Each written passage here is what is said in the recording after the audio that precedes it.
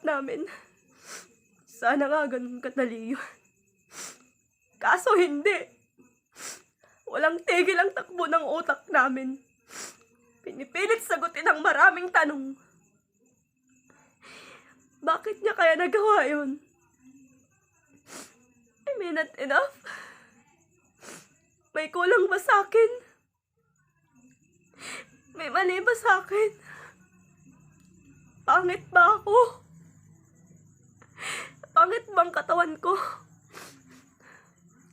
Kapalit-palit ba ako? Then why?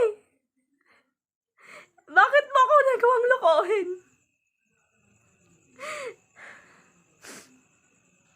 Alam mo kung bakit ganun kahirap nagtiwala ulit, Gio. But yet, I trusted you. Because you promised. Nangako ka